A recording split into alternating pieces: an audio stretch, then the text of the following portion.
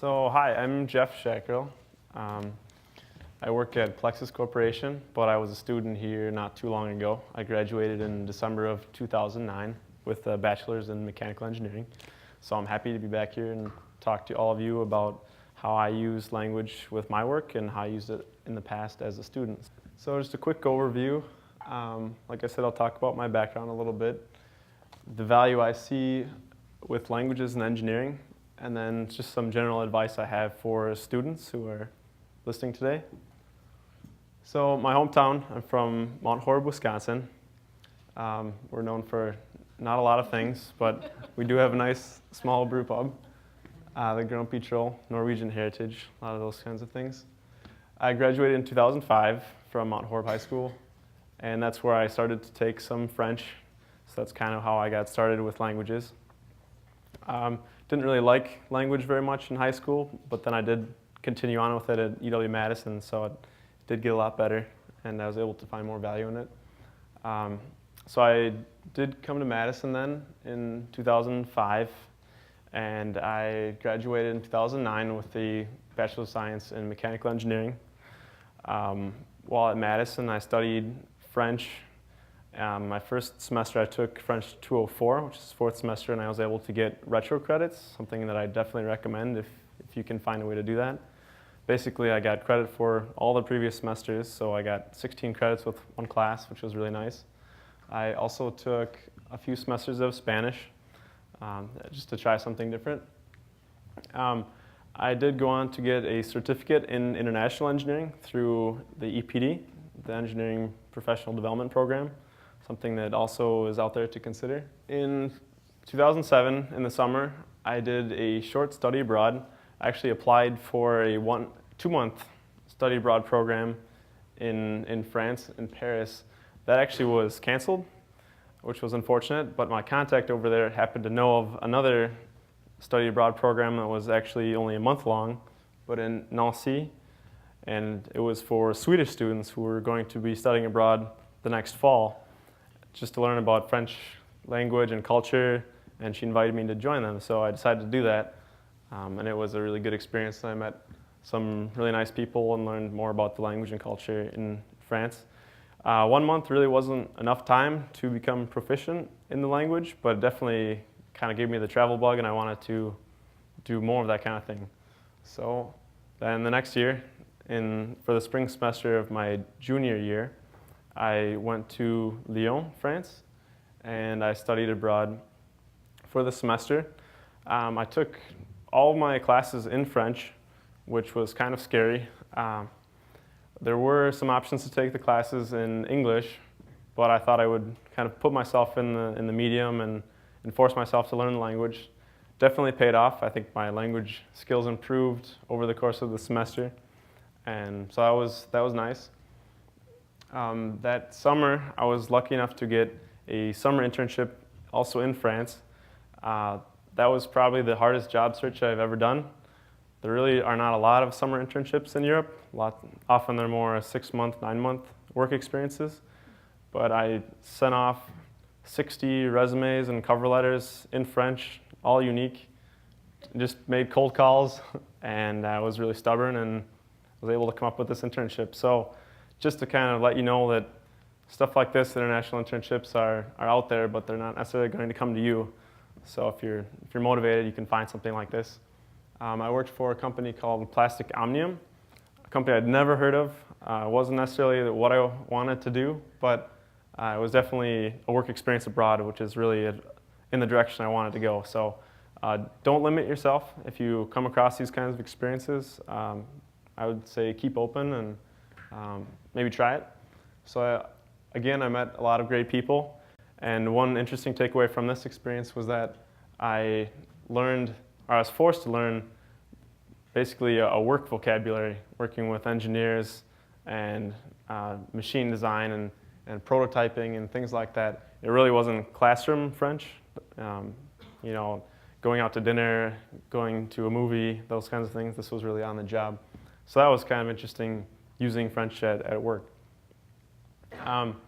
Then I followed that up with another international internship. The The summer of 2009, I worked for Plexus, which is my current employer. I got an email from Engineering Career Services, and it was this internship in Penang, Malaysia. I'd never heard of Malaysia. I certainly didn't speak any Malaysian or Chinese dialects that they use there, but I figured with my previous work experience and my desire to travel, I might as well give it a go. So I sent my resume off, and I was able to get the position. It's the first time they sent an intern abroad, so this was a pretty big deal for them and a big deal for me. But it was a very successful experience for both myself and the company, and they've actually continued the program, and they'll have the third international intern this coming summer, so that's very exciting. I was able to work with engineers at the different design centers, both in Nina, where the company is based, and in Malaysia. We had video conferencing, and it was nice to be able to see people face to face, even though you're 13 hours and thousands of miles apart. So that was an interesting way to do business. So that was a great experience. I got to meet a lot of great people. I'm actually going back to Penang in a couple weeks for work. So I'll get to see a lot of these people again, some of the coworkers that I met over there. And then outside of work, I was able to travel a little bit. This was a fishing trip that we took. I definitely did not catch anything. I think I lost most of our bait. But it was definitely a great experience to see life outside of work and travel around a little bit. I was able to go to Singapore and Thailand, which are both in the vicinity, so that was very exciting. So now I am a full-time employee at Plexus. I was lucky to get the job offer, so it was a good work experience and paid off in the end. Here's a picture of Plexus, and they got to ring the bell at the NASDAQ this last year, which is kind of exciting. It's Dean Foat, the CEO and company. So I've been working there since February of last year, and so it's just been over a year, and I get to go back to Malaysia, which is pretty exciting. I won't go over all these details, but just to give you an idea of who Plexus is and what they do. They're an electronic manufacturing services company.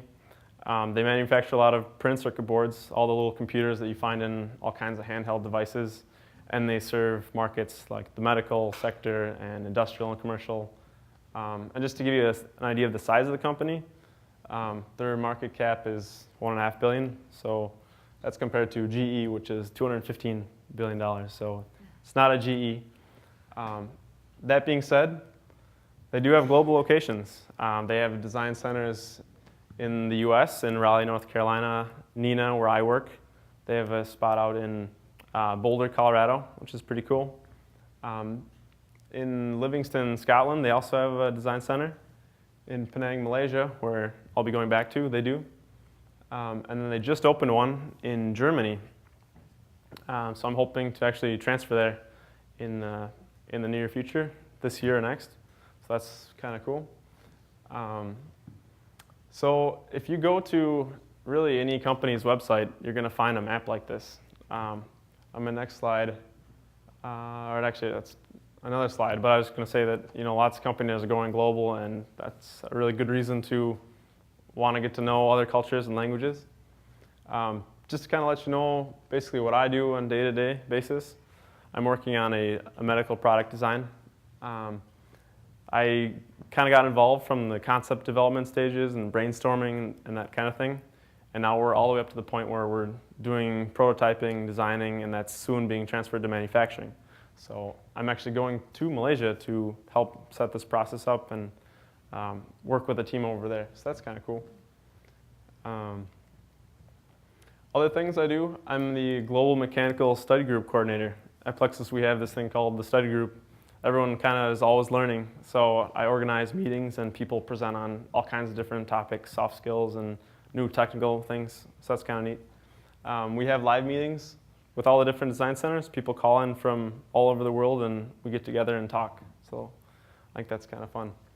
And yeah, I'm hopefully transferring to Germany this year, so these experiences have kind of built on one another. So why study foreign language? If you haven't kind of gotten some ideas from the other speakers, I'll have my own ideas. Companies are global. In the past, people have said, companies are going global. Well, I don't think that's the case anymore. Just this past year in November, President Obama was in India, and he said that India is no longer emerging, they've emerged. So I think that's the same with companies. I don't think they're going global, they are global. So that's a good reason to want to know a foreign language and get out there.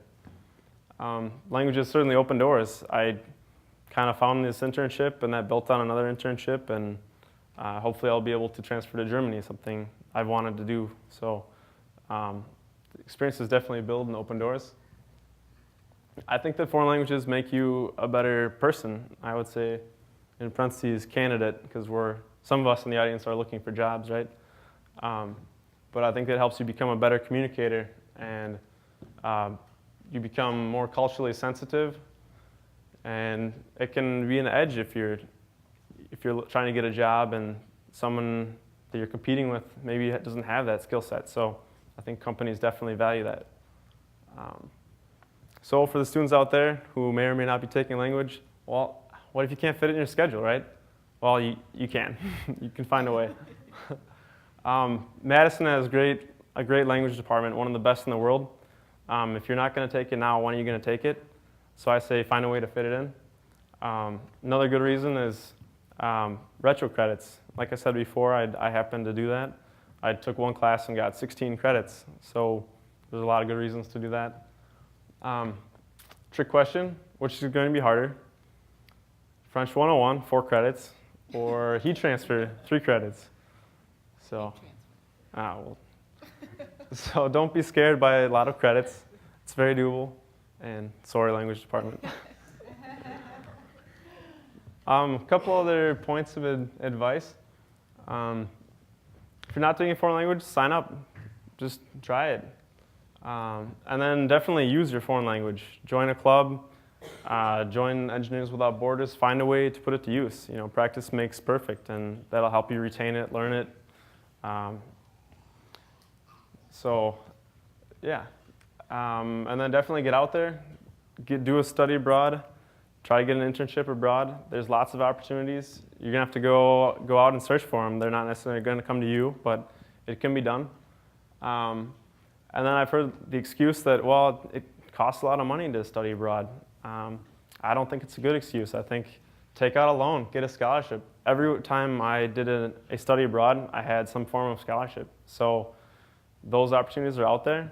It's an investment in yourself. I think it's like any other investment. Hopefully it'll pay dividends, and I think it will. So definitely something to consider if finances are an issue, and for students, they often are. So, and then networking abroad. Make contacts, get to know people. You're going to make great friends abroad. Think about things new ways.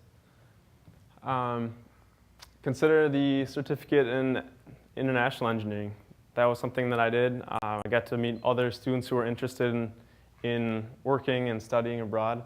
So that's something you can consider, and definitely a resume builder. And write your own story. There's not one way to do this. You've heard 3 different cases of how people use languages in engineering, and those aren't the only 3 ways. So don't think someone can tell you there's only one way to do it. Different languages, different countries. Find your own way to apply it. And then a little tidbit. I find that trying to get more information to educate yourself of what's going on outside of the U.S., I recommend subscribing to an international periodical, and The Economist is one example. I think we are often in this bubble, in the United States, so we kind of get shielded from what's going on outside. And I think that's changing a little bit, but at the same time, just getting the news from an outside perspective. The Economist is published out of the UK, so that perspective on the US and what do they think about us. So that's my advice. I actually got that from a panel kind of like this when I was a student. It was over at the business school, and there was a woman who was the CEO of something or other. And she said, educate yourself, go read The Economist. So I did that, and now I share that with you guys. So shameless plug for a good publication.